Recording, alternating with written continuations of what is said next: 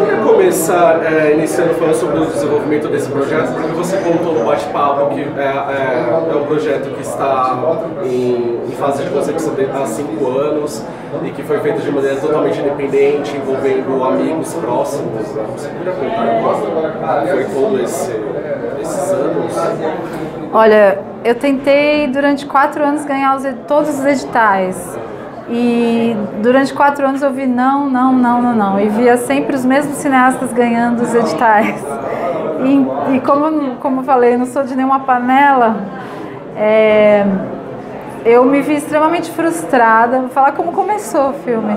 Por querer fazer o primeiro longa, como eu acredito que tantos outros cineastas e cineastas mulheres também se sentem, né? Que querem uma chance e não conseguem. E aí foi justo quando vieram as câmeras portáteis. Eu comprei uma T2i, gastei $1000 na época, que era uma fortuna pra mim, e comprei um Mac que dava pra editar. E aí eu consegui convencer 12 atores de ficar comigo 4 meses sem receber, fazendo um processo de inventar histórias pro filme. E que era a minha proposta desde o começo, partir dos atores, né? E aí eles super toparam e se jogaram comigo. O Júlio tá ali, ó. Vem dar um beijo aqui. Júlio Silvério, ator maravilhoso do longa. Vem assistir domingo que vem, que ainda tem. Vem. Então, e aí a gente ficou 4 meses e aí 1 mês e meio pra filmar. Então, e a equipe foram meus alunos de cinema que foram vindo ajudar da Escola Livre de Cinema de Santo André. A Após também teve apoio da ECA USP, que eu dou aula lá de direção de atores. Então foi assim um jeito de angariar as pessoas para um projeto. E sobre a história, que na verdade são histórias, elas me lembram muito essa estrutura de mini-contos. Quando você chegou para começar as filmagens, você já tinha essas 4 histórias definidas ou você teve um sem número de possibilidades e teve essa dificuldade de seleção? Olha, a primeira e a segunda história a gente já tinha mais estruturada. Na verdade, a primeira era para ser uma outra coisa também. Tinha um outro personagem, um crime de homofobia. E a gente percebeu que na filmagem, a gente filmou o crime, o Júlio morria, esse que estava aqui. Sim. E também tinha a questão do racismo, né? E aí, depois de filmar, eu vi, gente, esse personagem homofóbico ainda é um clichê.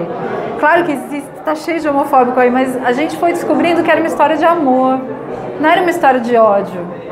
Porque o que apareceu de amor entre os dois foi tão forte que eu falei, eu posso tirar toda essa outra história de violência, até porque era o começo do filme, primavera, né? Então ficou uma história muito leve, muito contemporânea, que as pessoas costumam gostar muito. A segunda foi a mais estruturada, desde o começo a gente já sabia como ia acabar. Só a cena final que aconteceu, porque a atriz estava extremamente brava comigo e ela queria que os dois protagonistas brigassem por ela.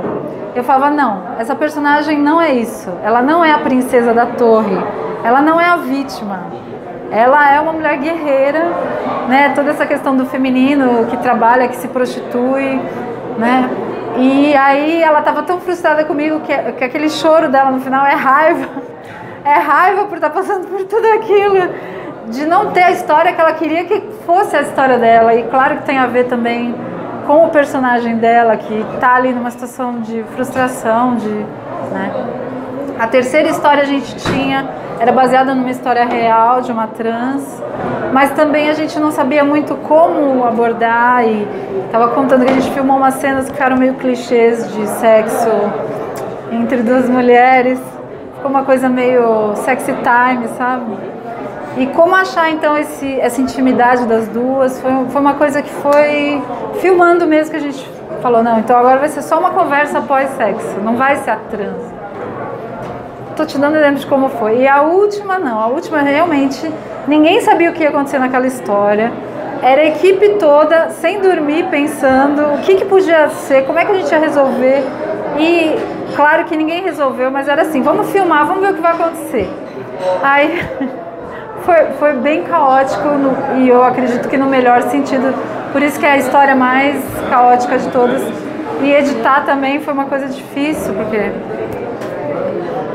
não fazia sentido, né? Então fazer sentido naquela história sem pé nem cabeça foi o desafio. Não sei se eu respondi. Não, claro.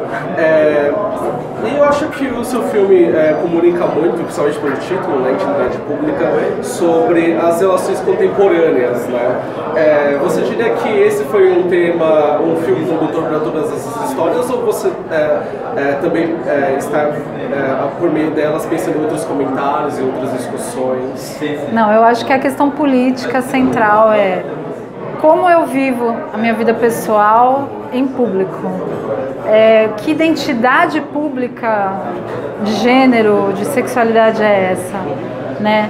No caso, eu como mulher bissexual, né, que não é esperado. Então, assim, nós que não somos heterossexuais, né? Como é que a gente se coloca em relação ao mundo? A gente se esconde? Como é que a gente lida com o mundo? Então, veio um pouco desse questionamento. E claro que a gente vai fazendo, a gente vai se questionando também, né? O filme vai transformando a gente, nossos pontos de vista. Então, fazer esse filme me fez muito bem nesse sentido de me posicionar como uma pessoa, né, como qualquer outra. E esses personagens um pouco estão se posicionando também. Uma última Não questão. sei se respondi. Claro que sim. Uma última questão, Luciana. O quão significativo para você ter essa premiere do filme no Festival Mix Brasil? Somente nesse ano em que ele vem, né, com essa motivação como um ato de protesto, ofertando também essa programação gratuita, né, para expandir o público. Quão é importante exibir esse filme para você aqui? Olha, eu fiz o filme, a gente filmou há 5 anos atrás, que eu demorei 5 anos para conseguir finalizar o filme, sem dinheiro. Mas há 5 anos atrás eu achava que daqui a pouco esse tema não ia ser mais importante. Eu realmente achava. Eu acho que a gente tinha uma visão mais otimista em relação a essas questões, né? Era um momento de abertura. Agora, eu nunca pude imaginar que fosse tão urgente falar desses temas, então acho que não é à toa também que o filme está aparecendo agora. E assim, colocar, por exemplo, a Judith Butler, que é uma pensadora maravilhosa da teoria de gênero queer, como uma bruxa medieval e queimar, é assim, vamos aprender por espelhamento? A gente está, na verdade, representando nossa própria ignorância medieval, né? Então, se ainda existe essa mentalidade da Igreja Católica, vamos falar a verdade, colonialista, né? Que o catolicismo veio, não era dos índios, não era de quem estava aqui. Então, se além de ser colonialista, ela é extremamente anterior ao nosso descobrimento, então não é assustador. Então, assim, eu prefiro queimar a diferença do que ver em mim, talvez, os meus próprios desejos. Do que ver em mim minha masculinidade, né? Do que ver em mim um desejo que vai ser criticado pelo outro. Então, assim, as crianças estão tendo que rezar com 3 anos de idade na escola agora. O Congresso tem que rezar. Então, assim, é um absurdo completo. A falta de liberdade, o cerceamento ideológico dessas igrejas, né? Desses movimentos. É um problema complexo, digamos, mas vamos falar aqui do Mix. Eu me sinto privilegiada de poder ser uma das vozes dessa alegria e da liberdade que a Judith Butler está dizendo. E eu acho que o papel da arte é abrir, jogar a luz na escuridão, jogar a luz nos lugares desconhecidos da alma das pessoas, né? E essa escuridão pode ser muito bonita, né? Ela não precisa ser necessariamente feia, negativa, né? Ela pode existir o amor ali dentro. Então, eu não sei nem o que te falar sobre isso. Eu tô meio, realmente, um pouco desestruturada por tudo que está acontecendo. E eu acho que os artistas, como eles são sensíveis, eles se ressentem muito. Não sei se você sente assim. Então a gente está num período que é mais urgente do que nunca falar desses temas e brigar mesmo, e não deixar esse obscurantismo, essa ideologia avançar, né? Falar de novo, não existe ideologia de gênero, existe identidade de gênero. Então respeitem a identidade de cada um, né? Para poder ser respeitado. Então acho que as escolas agora é um momento aí crucial da gente não deixar isso avançar mesmo.